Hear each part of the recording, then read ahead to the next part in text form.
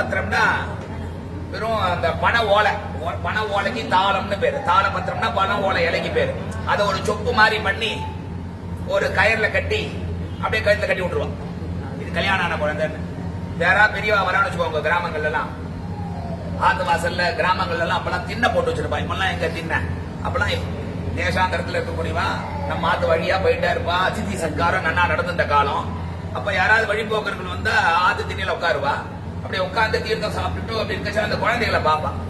காலில் மெட்டி இல்லைன்னு வச்சுக்கோங்க, சீக்கிரமா இந்த குழந்தை கல்யாணம் ஆகணும்னு ஆசீர்வாதம் பண்ணுவோம். காலில் மெட்டி இருக்கு, இந்த தாளபத்திரம்லாம் இருந்ததுன்னா சரி, இந்த குழந்தைக்கு சீக்கிரமா ஆத்துக்காரோட சேர்ந்து சீமந்தம் வரணும் ஆசீர்வாதம் பண்ணுவோம். இது பார்த்த உடனே தெரியாது.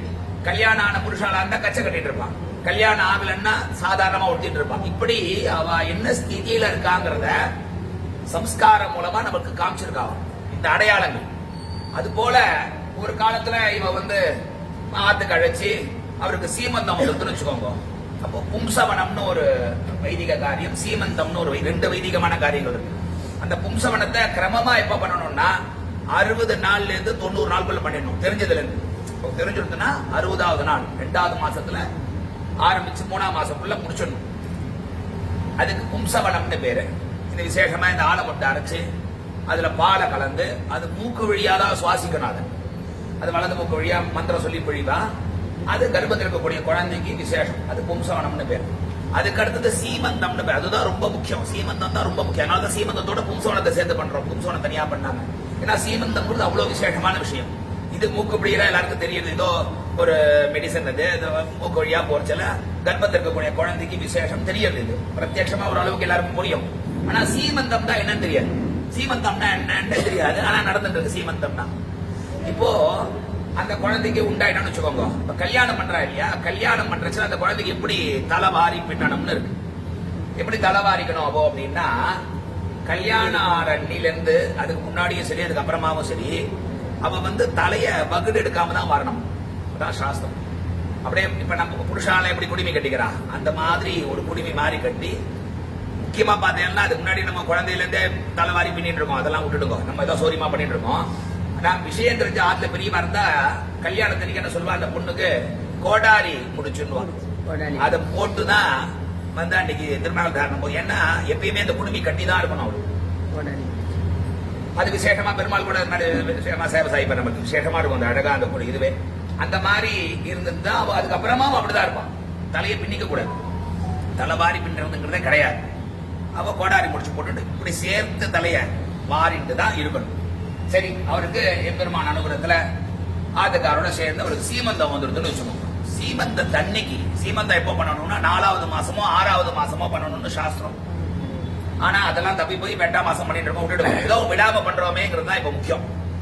இப்போ சீமந்தம் பண்ற சீமந்தத்துல அக்னி சாட்சியா ஹோமங்கள்லாம் பண்ணி சங்கல்பங்கள்லாம் பண்ணி விசேஷமா நாந்தின்னு பேர். இன்னைக்கு நாந்தினா நம்ம மாத்து பிரிவாலாம் இருக்கா இல்ல, தாத்தா குழு தாத்தா இல்லு தாத்தாலாம் அவெல்லாம் கூப்பிட்டு இன்னைக்கு அவெல்லாம் வர ஆசீர்வாதம் பண்றதுக்காக நம்ம அதுல சீமந்தம் நடக்கிறதுக்கு அவளுக்கா ஒரு நாந்தின்னு ஒரு விசேஷமான ஒரு ஸ்ராதத்தை பண்ணி எல்லாருடைய தேவதா சாட்சி பிராமணா சாட்சியா இவன் என்ன பண்ண போறான் இன்னைக்கு. சீமந்தம் அப்படின்னா என்ன அர்த்தம்னா, ஆத்துக்காருக்கு பகுடு எடுத்து விடுறது. இன்னைக்குதான் ஃபங்க்ஷன். பார்த்தேன் ஒன்னும் பகுடு எடுத்துக்கல. சரி, பகுடு எடுத்து விடக்கூடிய ஃபங்க்ஷன் தான் சீமந்தம். உன்னையதி சீனா இந்த இடத்துக்கு பேரு. நெத்தியோட இந்த தலைமுடி ஆரம்பிக்கிற இடம் அதுக்கு சி அப்படின்னு சீனு பேர். அதுக்கு சீமந்தம் உன்னையதினா அது உள்ள போய் 2ஆ பிரிக்கிறதுன்னு அர்த்தம். தலைமுடிய 2ஆ பிரிக்கிறது. இது என்ன பெரிய ஃபங்க்ஷன் ஆகுது. ஒரு பக்கெட் எடுத்து உடனே இவ்வளவு செலவு, இவ்வளவு பெரிய அமக்கலாம் சத்திரத்தை பார்த்து இவ்வளவு பெரிய சாதம் போட்டு என்ன சீமந்தத்துல அப்படி என்ன விசேஷம். பக்கெட் எடுத்ததுனால என்ன விசேஷம்னா 4வது மாசமோ 6வது மாசமோ சீமந்தம் பண்ணிடணும். அப்படி சீமந்தம் பண்ணியாச்சுன்னா என்ன ஆகும்னா, அவளுடைய தலையில இருக்கிற முடிய 2ஆ பிரிச்சு நடுவுல ஜம்முன்னு தலை தெரியற மாதிரி வகுடு எடுத்து விட்டுருவாரு. அதுக்கு மந்திரபூர்வமா இவ்வளவு தேவதைகள்லாம் அனுகிரகம் பண்ற. அதுக்கெல்லாம் சாதாரணமா ஏதோ நம்ம தலை வாரிக்கிற மாதிரி இல்ல இது. அது அந்த காலத்துல எல்லாம் சீப்புலாம் கிடையாது, ரொம்ப கஷ்டம். இப்ப கிராமங்கள் யோசிச்சு எங்கேயோ எடுத்தருப்பா, அங்க எல்லாரும் பண்றமெல்லாம் அங்க பண்ணி கொடுக்கணும்னு முடியுமா? அப்ப என்ன அந்த காலத்துல பண்ணிருந்தாங்கன்னா, அந்த முள்ளமன்றி முள்ளு, அந்த முள்ளமன்றி முள்ளு ரொம்ப ஷார்ப்பா இருக்கும், பாத்துருப்பேன். அதுல லட்சணங்கள்லாம் இருக்கு. அந்த மாதிரி லட்சணமான முள்ளமன்றி முள்ளு ரொம்ப ஷார்ப்பா இருக்கும்.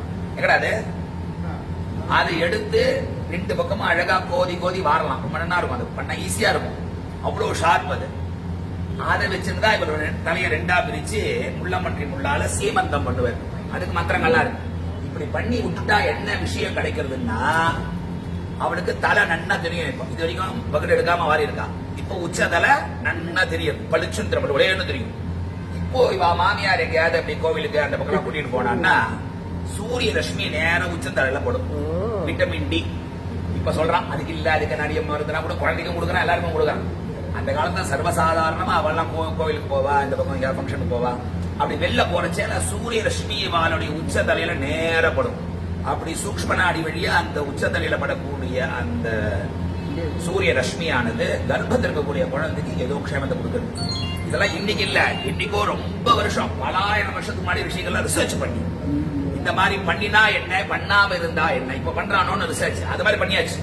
பண்ணி பார்த்து ரிசல்ட் என்ன, இப்படி பண்ணினால் அந்த கர்ப்பத்தில் இருக்கக்கூடிய குழந்தைக்கு பரம சௌக்கியம் கிடைக்கிறது, பரம ஆரோக்கியம் கிடைக்கிறது தீர்மானம் பண்ணி நம்ம பண்ணுங்கோன்னு சொல்லிட்டு போயிட்டான்.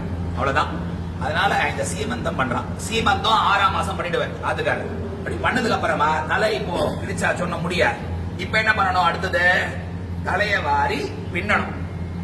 தலைவாரி பின்றதுன்னு ஒரு ஃபங்க்ஷன். அது 7ஆம் மாசம் பண்ணுவா, இல்லைன்னா 4ஆம் மாசம் சீமந்தம் பண்ணா 5ஆம் மாசம் தலைவாரி பின்னுவா. யார் தலைவாரி பின்றதுன்னா மாமியார் தான் முதல்ல தலைவாரி பின்றதுன்னு ஒரு ஃபங்க்ஷன். ஏன் இது தலைவாரியே பின்னது இல்லையா, நம்ம எப்பயோ குழந்தையில இருந்தே பண்ணிட்டு இருக்கோம். அடுத்தது கிரமமா எப்படின்னா சீமந்தம் ஆனாதான் தலைவாரி பின்ன முடியும். தலைவாரி பின்னியாச்சுன்னாலே அவ கர்ப்பம் தெரிச்சுட்டான்னு. இது வரைக்கும் கொண்ட போட்டுருந்தா இப்போ தலைவாரி பின்னியாச்சு அந்த குழந்தைக்கு. தலைவாரி பின்னின ஒரு குழந்தை இருக்குன்னா அந்த குழந்தைக்கு சீமந்தம் வந்துருதுன்னு அர்த்தம். தலைவாரி பின்னியாச்சு.